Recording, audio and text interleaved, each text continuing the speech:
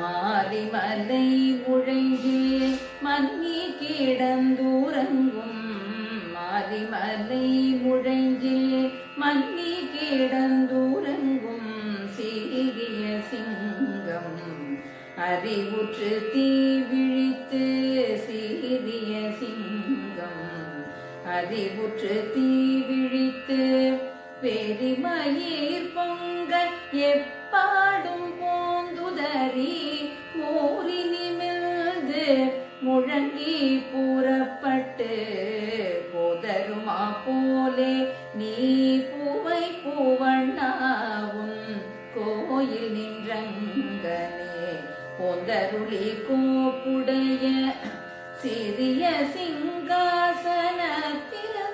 யாம் வந்த காரியம் ஆராய்ந்து அருளேலோரெம்பாவாய் காரியம் ஆராய்ந்து அருளேலோரெம்பாவாய்.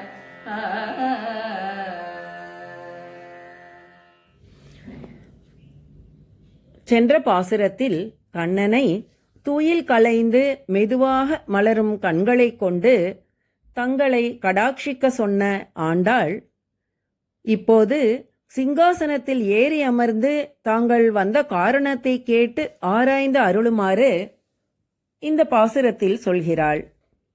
மாரி மலைமுழைஞ்சில் என்று தொடங்கும் இந்த பாசுரத்தில் மழைக்காலத்தில் மலை குகையில் பொருந்தி படுத்து உறங்கும் பெருமையுள்ள சிங்கம் தூக்கம் தெளிந்து நெருப்பு பொறி பறக்க கண்களை விழித்து தனது பிடரி மயிர் சிலிர்க்க நாலாபுறமும் உடம்பை வளைத்து உதறிக்கொண்டு பெருமையும் வீரமும் தோன்ற நிமிர்ந்து கர்ஜித்து குகையிலிருந்து வெளிவருவது போல காயாம்பூ நிறத்து கண்ணனே, உன்னை கண்டு அருள் பெற வந்திருக்கும் எங்களுக்காக பல வேலைப்பாடுகள் உடைய அழகிய சிங்காசனத்தில் வீற்றிருந்து நாங்கள் வந்திருக்கும் காரணத்தை கேட்டு காரியத்தை ஆராய்ந்து ஆலோசித்து கருணையுடன் ஆவண செய்வாயாக என்று வேண்டுகிறாள் ஆண்டாள்.